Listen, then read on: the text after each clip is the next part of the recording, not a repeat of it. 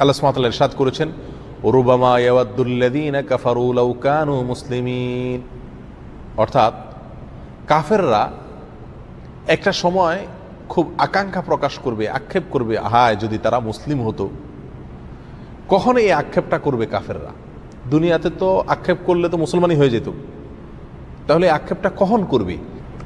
রাইসুল মুফাসসিরিন আব্দুল্লাহ ইবনে আব্বাস রাদিয়াল্লাহু তাআলা আনহু তিনি সহ আরও বেশ অনেক মুফাসসিরদের মতে এখানে উদ্দেশ্য হলো জাহান্নামে নিক্ষেপ করার পর আক্ষেপ করে জাহান্নামীরা এই কথা বলবেন।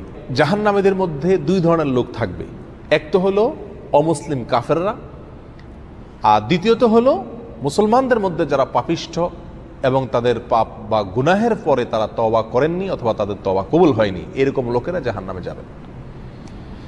তাহলে এই দুই শ্রেণীর লোকেরা যখন জাহান্নামে থাকবে, তখন এই উভয় শ্রেণীর জাহান্নামীদের মধ্যে কনভারসেশন হবে, কথোপকথন হবে।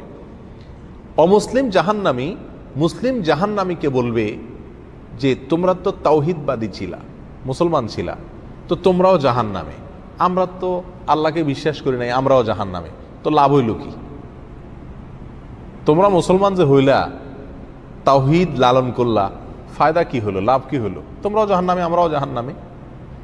তখন কাফেররা এই কথা বলার পরে আল্লাহ সুবহানাহু ওয়া তাআলার রহমত এবং দয়া উদ্রেক হবে মুসলমানদের প্রতি, আর কাফেরের উক্তির কারণে আল্লাহ সুবহানাহু ওয়া তাআলা রাগান্বিত হবেন যে আমার তাওহীদবাদী বান্দা তাওহীদে বিশ্বাস করত কিন্তু তার ভুলের কারণে সে জাহান্নামে আসছে, এই জন্য তাকে আজ ছোট করছে কাফিরে।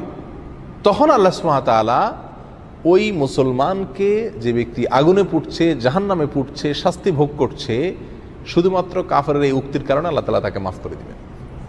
বলবেন, যাও, তুমি যেহেতু দুনিয়াতে তাওহীদবাদী ছিলে সেজন্য আজ তোমাকে আমি কি করে দিলাম, ক্ষমা করে দিলাম। ঠিক তখন রুবামা ইয়াওয়াদ্দুল্লাযীনা কাফারু লাউ কানু মুসলিমিন,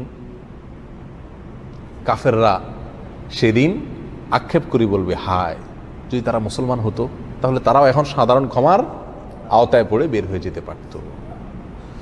তো এই আয়াত আমাদেরকে কি বোঝাচ্ছে? এই আয়াত আমাদেরকে বোঝাচ্ছে যে মুসলিম যদি অন্যায় করে, অপরাধ করে, যার জন্য সে জাহান্নামে যায়, আল্লাহ সুবহানাহু ওয়া তাআলা চাইলে যেই কোনো সময় তাকে কি করবেন, ক্ষমা করে জান্নাতে প্রবেশ করাবেন। অতএব জাহান্নামে গেলে সে চিরকাল জাহান্নামে থাকবে, এই উক্তি মোটেও কি নয়, সঠিক নয়। রাসূল আকরাম সাল্লাল্লাহু আলাইহি ওয়াসাল্লামের বহু হাদিস পাওয়া যায়, যে হাদিসগুলো থেকে স্পষ্ট প্রমাণিত হয় যে জাহান্নামীদের মধ্যে থেকে যারা মুসলিম, যাদের মধ্যে ঈমান আছে, তাদেরকে আল্লাহ সুবহানাহু ওয়া তাআলা জাহান্নাম থেকে কি করবেন, এক সময় বের করবেন।